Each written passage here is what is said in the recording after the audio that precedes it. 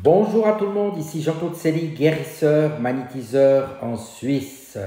Tout d'abord, êtes-vous bien abonné à ma chaîne YouTube car cela me permet réellement de bien avancer et de vous offrir un maximum de vidéos de qualité. Ensuite, si vous appréciez ma vidéo, n'hésitez pas à la liker et enfin à regarder les commentaires qui se trouvent sous cette dernière. Vous trouverez mon site internet ainsi que mon numéro de téléphone et un lien précieux de Sophia Voyance Tarologue. Aujourd'hui, nous allons parler de la révolution de l'amour. La neutralité n'existe plus. Aujourd'hui, il n'est plus possible d'être neutre car, comme les énergies générales sont à la hausse, si vous demeurez au même niveau, cela signifie obligatoirement que vous êtes en train de descendre par rapport à la moyenne. Or, si vous descendez, vous allez vite vous retrouver dans des idées d'intolérance, de jalousie, de haine et de recherche de puissance. Inversement, si vous vibrez de manière élevée, vous élevez du même coup votre esprit et votre conscience vers la tolérance, la compréhension, le partage et l'amour. Or, lorsque vous êtes dans la compassion et l'amour, vous vous sentez bien, contrairement à ce que vous ressentez lorsque vous avez de la haine ou de la rancune. Mais curieusement, bien souvent, nous refusons de pardonner aux personnes qui nous ont créé du tort, alors que ce pardon pourrait nous apporter la paix et le bonheur dans notre vie. C'est une des particularités de l'esprit humain. Alors l'amour, le plus souvent, le plus beau sentiment de l'univers est sans conteste l'amour. Il suffit de se rendre compte combien le sentiment amoureux rend heureux. Nous avons des ailes dans ces moments-là et vivons quelque part hors du temps habituel. Nous sommes souverainement bien et équilibrés. D'ailleurs, faites-vous même l'expérience lorsque vous vous sentez mal, triste ou déprimé. Commencez par sourire, souriez à vous-même, aux autres, à la vie, puis captez l'énergie qui vous entoure afin de la transformer dans votre cœur en une merveilleuse énergie d'amour que vous envoyez à vous-même, tout d'abord, puis aux autres autour de vous. Après cela, regardez comment vous vous sentez. N'êtes-vous pas mieux, plus heureux et plus détendu? L'amour est l'énergie qu'adresse Dieu, qui est vacuité à sa création afin de l'animer. C'est sans aucun doute la force la plus puissante de l'univers. Elle permet d'élever nos consciences vers le beau, le pur et la compassion. Cette énergie divine est essentielle à nos vies. Dès que nous nous en éloignons, nous nous retrouvons dans la souffrance. Or, celle-ci conduit souvent à la haine, à l'agressivité et à la délinquance. Les expérienceurs, donc ceux qui ont vécu une expérience de mort imminente, donc qui ont fait des EMI, expliquent que la première raison de notre venue sur la terre est d'expérimenter l'amour.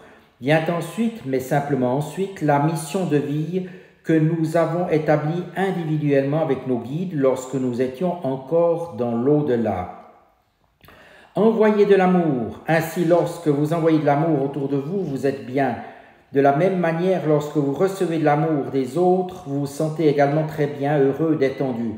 Vous avez même envie que cela ne s'arrête pas. Ainsi, en vibrant dans l'amour ou en recevant de l'amour des autres, vous augmentez votre niveau vibratoire. Les petits problèmes s'effacent, ainsi que les haines et les rancunes. Vous avez envie de rayonner l'amour à votre tour afin que les autres se sentent bien, équilibrés et heureux comme vous l'êtes dans ces situations. Ainsi, en envoyant de la haine à une personne, vous faites baisser son niveau vibratoire et vous la poussez aussi vers la haine, la rancœur, la malversation, la méchanceté, l'agressivité et l'égoïsme. En envoyant de l'amour à une personne, vous faites monter son niveau vibratoire. Il ne lui est alors plus possible de demeurer dans l'égoïsme, la recherche de puissance, la délinquance et la malversation. Elle se met au contraire à vibrer elle aussi dans l'amour, le partage, l'équité et la justice. C'est obligatoire. Il n'est pas possible d'élever l'énergie d'une personne sans qu'elle avance vers la compassion et la droiture. Le monde d'aujourd'hui Aujourd'hui, toutes les sociétés se sont militarisées. Elles sont devenues des États policiers où tous les contrevenants ou mauvais penseurs de l'extérieur comme de l'intérieur sont fliqués, surveillés et fichés, sous le prétexte fallacieux de protéger les citoyens des exactions des extrémistes étrangers. Tous les citoyens présentant des idées divergentes de celles du pouvoir sont placés sous contrôle. Toutes les manifestations sont encadrées par une police à la matraque facile. Il est aberrant que ce genre de pratique prévale encore de nos jours. À quoi ont servi toutes les leçons de l'histoire passée? À pas grand-chose, semble-t-il, car ce sont toujours les mêmes attitudes, jugement, décision, réaction, justification qui prévalent partout dans le monde depuis des millénaires. Aux États-Unis, une majorité d'Américains considèrent aujourd'hui que les attentats du 11 septembre 2001 ont été réalisés par leur gouvernement.